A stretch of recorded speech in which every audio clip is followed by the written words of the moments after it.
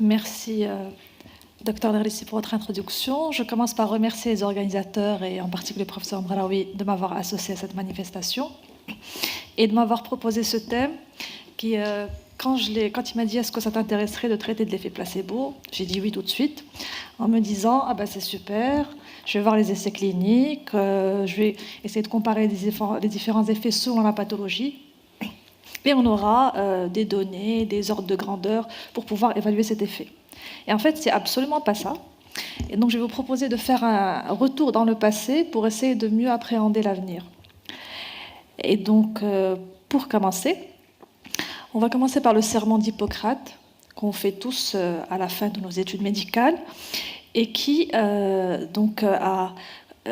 était une véritable scission avec les pratiques antérieures, où il y a eu l'indépendance de la médecine vis-à-vis des prêtres et des guérisseurs, et où pour la première fois le médecin était doté, en plus d'un savoir-être, et dans son appréhension du soin, il devait approcher le malade dans sa globalité, donc une approche holistique, en pesant à chaque fois le rapport bénéfice-risque et donc les principes de bienfaisance et de non-nocere, ça veut dire de bonne tolérance. Donc de ce concept-là et de ce principe-là découlent les différents types de relations médecin-malade qu'on peut voir dans notre pratique, et globalement on peut en considérer 4. Le premier modèle est un modèle paternaliste où le médecin décide pour le malade le type de soin le plus approprié pour lui selon ses données et ses connaissances. Le deuxième modèle est un modèle informatif où ici le médecin va informer le patient des différentes possibilités et va laisser le soin au patient de décider ce qu'il préfère. Il y a le modèle interprétatif où, en plus d'informer le patient, il va essayer de clarifier au mieux les attentes de ce patient. Et enfin, il y a le modèle délibératif où donc, le médecin va expliquer au patient les différentes possibilités, va écouter le patient dans ses attentes et va essayer de clarifier au mieux l'objectif thérapeutique que souhaite le patient en ajoutant ses préférences à lui propres en tant que praticien. Et donc, au milieu de tout ça, on se dirige de plus en plus vers une médecine personnalisée et donc une médecine de précision, où le malade est toujours au centre du processus et où on s'attache à chercher le bon médicament pour la bonne personne.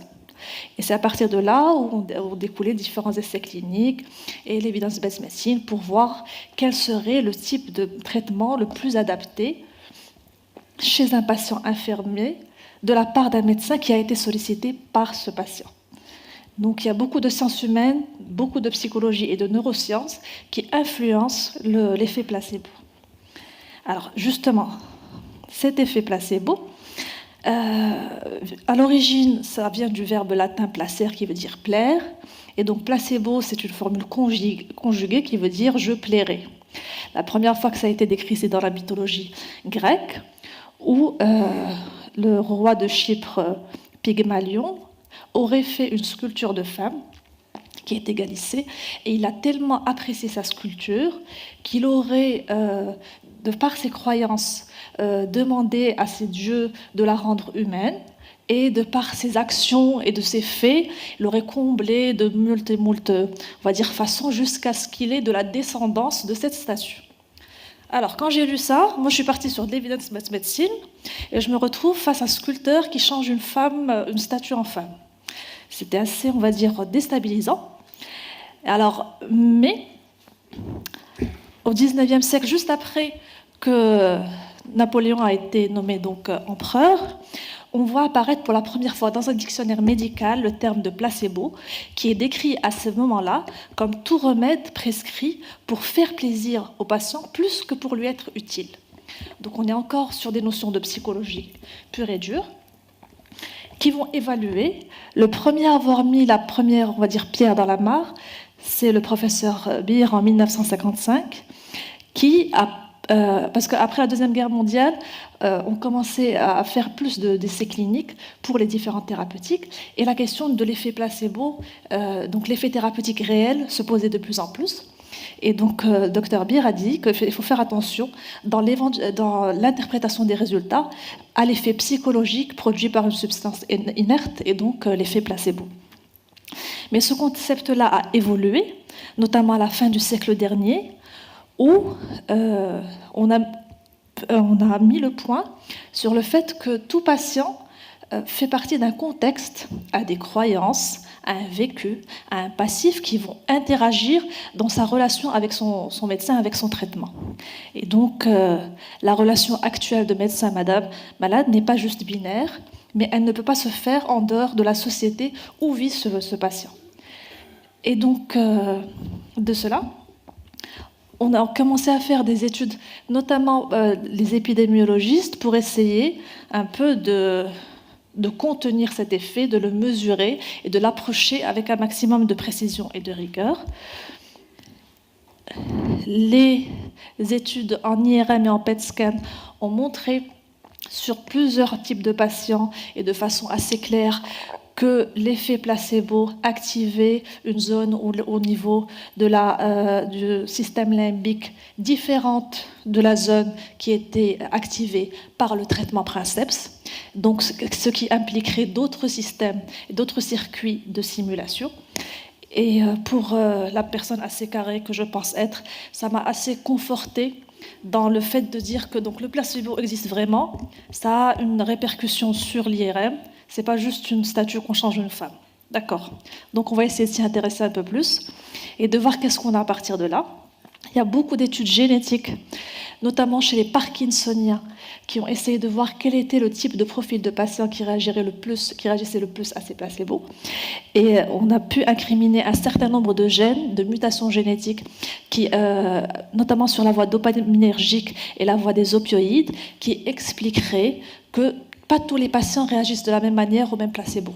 Et que donc, par rapport au contexte du patient, à ses croyances, à ses attentes, à son génome, et par rapport, et on va voir ça, au discours que porte le médecin vis-à-vis de ce patient, il va agir différemment. Et en gros, actuellement, donc c'est ce qu'on disait, par rapport à donc, une susceptibilité génétique vis-à-vis d'une parole portée par le médecin, dans un contexte particulier et selon des attentes, on peut avoir un placebo ou un nocebo-effet indépendant donc, de la molécule elle-même. Et les deux grandes voies d'action sont le système donc, surrénalien à travers la sécrétion de cortisol et le système nerveux autonome par le système bêta-adrénergique. Donc, le placebo existe, c'est du concret. Quels seraient les facteurs qui influencent ce placebo? Alors, le principal facteur, c'est d'abord nous, c'est le médecin lui-même. Il y a pléthore d'exemples dans la littérature. Le premier, ceux qui se sont le plus intéressés à l'effet placebo, ce sont les anesthésistes, et qui, eux, ont essayé de juger l'information qui est donnée lors de la visite pré-anesthésique. Ils ont pris, les Anglais, 2 groupes de patients qui allaient subir la même chirurgie. Dans un premier groupe, ils faisaient un examen rigoureux mais systématique, avec une prescription à la fin, sans grande explication.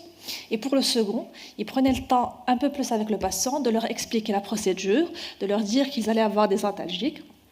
Et au bout du compte, ils ont noté que le second groupe qui avait eu l'explication consommait 2 fois moins d'antalgiques que le premier pour la même chirurgie et avait une durée de séjour intra-hospitalière plus faible. Donc l'impact était important. L'autre exemple, c'est celui de M. Stewart. Alors lui, c'est un chercheur anglais qui était très pris de questions de recherche clinique et donc était dans le doute permanent. Il avait un patient qui suivit depuis 17 ans pour asthme et qui répondait à aucun traitement. Il était toujours en poussée et ils ont eu vent d'une nouvelle molécule qui était sur le marché, qui apparemment avait fait des effets miraculeux sur un certain nombre d'asthmatiques. Il a proposé à son patient qui l'a accepté bien volontiers. Et sous ce traitement-là, le patient ne faisait plus aucune poussée. Comme le médecin était sceptique, il a demandé à la firme pharmaceutique de lui pourvoir un placebo de ce même traitement, lequel placebo a été administré à ce patient et qui, sous placebo, rechutait systématiquement. Il a refait l'opération 3 fois Et à chaque fois qu'il lui donnait le traitement, il allait bien. À chaque fois qu'il lui donnait le placebo, il rechutait. Il a conclu que c'était un effet psychologique du patient. Sauf que quand il est allé à la firme lui a dit qu'elle ne lui a administré depuis le début que du placebo. Il n'y a pas eu de traitement source parce qu'ils avaient commencé par développer une molécule, mais vu l'effet très bénéfique sur l'asthme, qui était supérieur aux propriétés pharmacologiques du produit, la firme a décidé de ne distribuer que du placebo dans l'emballage du traitement. Et donc, en fait, c'était le médecin qui, quand il pensait qu'il donnait un traitement efficace, entraînait une amélioration chez son malade, et quand il pensait donner du placebo, entraînait la rechute, parce que le traitement était le même. Vu l'impact de ce qu'on croit et de l'information qu'on donne. Alors, maintenant, donc on en arrive aux patients et aux attentes du patient. Il y a toujours dans les domaines de la douleur anesthésique, pour la prise en charge par exemple de la morphine, ils ont pris 2 groupes de malades sous morphine. Pour le premier groupe, les 2 recevaient le même protocole thérapeutique. Le premier groupe était informé qu'il allait recevoir de la morphine à heure fixe et que ça allait traiter la douleur et que s'ils avaient mal, ils pouvaient donc augmenter la dose. Et le deuxième groupe n'avait pas d'information. C'était l'infirmière qui passait, qui évaluait et qui donnait le traitement sans parole.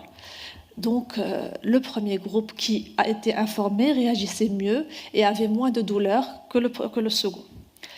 Et après, ils ont fait l'inverse, c'est qu'ils ont arrêté la morphine pour un groupe sans lui dire, et ils ont arrêté la morphine en disant qu'on vous a arrêté la morphine parce que vous allez mieux. Et alors, le groupe pour lequel la morphine a été arrêtée et de façon informative ont ressenti plus de douleur. Donc, ce qui explique aussi parfois le nocebo, pas que le placebo. Et ça, c'est une belle étude que j'aime bien. Elle date de 1987. C'est un patient anglais, généraliste, qui avait dans sa clientèle 200 patients qui ne s'amélioraient pratiquement jamais. Ils avaient des symptômes divers, douleurs abdominales, maux de tête, douleurs lombaires, maux de gorge, fatigue chronique, sans diagnostic précis. Et il a décidé que pendant 3 mois, il allait les évaluer avec 2 techniques de consultation différentes. Les premiers, il faisait ce qu'il a appelé une consultation positive, en leur disant qu'on sait ce que vous avez, que je vais vous donner un traitement efficace et qu'à la fin, vous allez vous rétablir mieux et vite. Ça, c'était le premier groupe. Le second groupe, l'information était différente en lui disant, il est toujours aussi proche de ses patients, mais il leur disait qu'on n'est pas très sûr de savoir ce que c'est, qu'on va tenter un traitement et qu'au pire, si ça ne va pas mieux, vous pouvez revenir. Et on verra à ce moment-là. Donc, comme résultat, alors pour preuve que le questionnaire donc, a été bien fait, c'est que quand on a posé aux malades la question de est-ce que vous pensez que votre médecin a bien compris votre problème, les 2 groupes ont dit globalement oui. Aussi bien ceux qui ont une réponse positive qu'une réponse négative, ça veut dire que la qualité propre du médecin n'est pas en cause. Après, est-ce que votre médecin vous a aidé? Donc théoriquement, ceux qui ont une consultation positive ont dit oui, parce que pour eux, le diagnostic a été posé. Les autres étaient moins satisfaits. Et quand on compare au total le nombre de patients globaux qui se sont sentis améliorés dans les 2 groupes, il y a une différence significative en faveur du groupe de consultation positive. Ça veut dire qu'en gros, le message qu'on donne lors de la consultation, globalement, plus on est affirmatif, plus on est bienveillant, on sera plus efficace. C'est ce qui ressort dans le maximum des études. Il y a la bienveillance et la conviction du médecin dans l'effet de son traitement. Parce que justement, la personnalité du patient qui est en face de nous comprend une part d'anatomie, une part de psychologie, une part de vécu, de croyances, et tous ces différents composants interfèrent dans justement sa réaction, son appréhension de la thérapeutique qu'il reçoit. Après, selon la personnalité des patients, et ça on le voit quotidiennement dans nos consultations, on sent qu'il y a des patients qui sont plus amènes de réagir à un placebo que d'autres. Alors, bizarrement pour moi, on a trouvé que les patients anxieux répondaient moins bien au placebo que les non-anxieux. Parce que de fait de leur anxiété, ils étaient dans le doute, ils n'étaient pas très confiants, donc ils ne répondaient pas bien. Alors que ceux qui qui sont d'un niveau supérieur, on va dire intellectuel, répondent mieux. Et le maximum d'effet placebo a été retrouvé chez les chirurgiens cardiovasculaires qui faisaient une technique très compliquée et qui étaient convaincus en l'inexistence du placebo.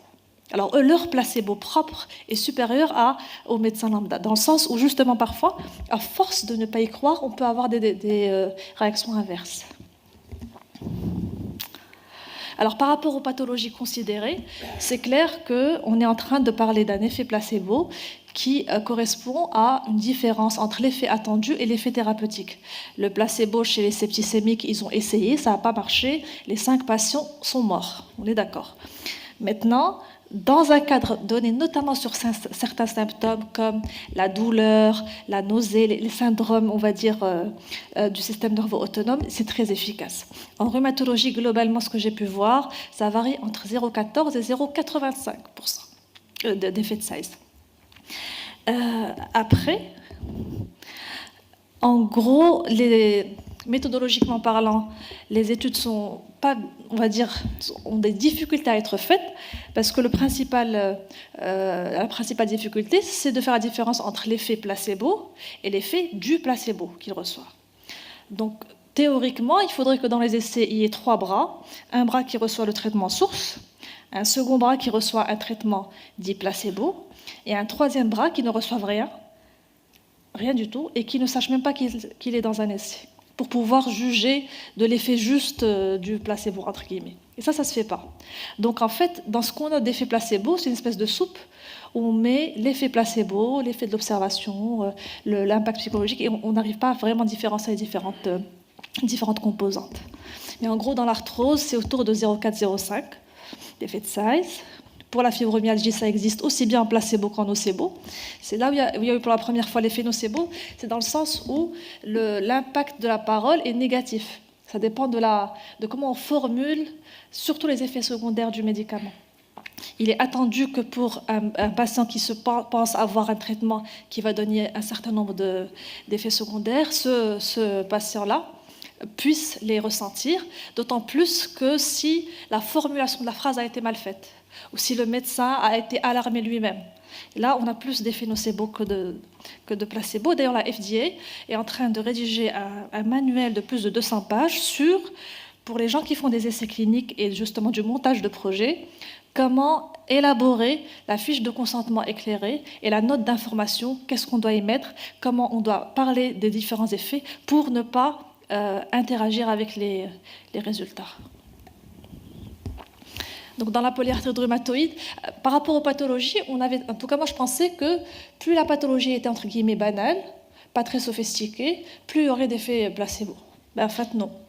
Si c'est une pathologie compliquée, qui utilise des substances sophistiquées, encore plus si elles sont injectables, avec un protocole particulier, par un médecin d'un certain niveau, ça donne plus de placebo que l'anti-inflammatoire de base dans une douleur mécanique. Donc, et dans la polyarthrite, on a trouvé que l'effet placebo des biologiques était autour de 0,20. Donc on arrive justement au traitement. Alors par rapport aux différentes thérapeutiques, selon leur... Il y a la couleur. On a tous, je pense, connu les injections rouges qu'on donnait pour les lombalgiques à base de vitamine B12 et parce qu'ils étaient rouges, ils passaient dans le sérum, le patient les réclamait lui-même. Donc il y a la formulation de ce traitement, il y a son odeur, il y a son coût qui peut rentrer en considération. Globalement, comme on avait dit, dans rhumatologie, plus le traitement est spécifique, plus il aura un effet placebo augmenté. Les localisations superficielles sont plus sujettes à avoir justement un effet plus élevé, et si elles sont invasives, encore plus. Et c'est il y a un grand chercheur américain, M. Kaptchuk, qui a parlé de placebo amélioré, ou comment peut-on augmenter son effet placebo. Après, rapidement sur le plan méthodologique, le placebo n'est pas à confondre avec l'évolution naturelle de la maladie. Dans les essais, on prend des patients très actifs, avec par exemple pour la PR un DAS très élevé, qui spontanément, du fait de l'évolution de la maladie, vont s'améliorer, indépendamment du traitement. Et il y a l'autre phénomène qui est le phénomène de Harvard, qui lui est dû à l'observation. Quand un patient sait qu'il est observé dans un protocole, il va mieux répondre que s'il est dans la vraie vie, rien que du fait du protocole lui-même. L'effet nocebo, on en a parlé. Alors, une dernière question. Est-ce que c'est éthique d'utiliser le placebo? Autrement dit, à qui profite le placebo? Donc, il y a le patient, on est d'accord, parce qu'il va être amélioré, mais c'est surtout aux firmes pharmaceutiques, parce qu'ils nous vendent plein de produits qui pourraient avoir un effet relativement équivalent au placebo, moyennement un coût, et on suit. Donc, il y a beaucoup de discussions autour de l'aspect justement éthique. Et donc, pour finir, à l'ère de la technologie numérique, de la digitalisation, où on veut informatiser, robotiser l'ensemble, ce qui m'a plu dans cette présentation, dans la lecture que j'ai faite, c'est qu'on remet la relation médecin-malade au centre du système de soins. Et qu'en fait, le médecin, à travers ses paroles, à travers son attitude, à travers ses gestes, pourra impacter son patient en association avec le traitement qu'il reçoit. Je vous remercie.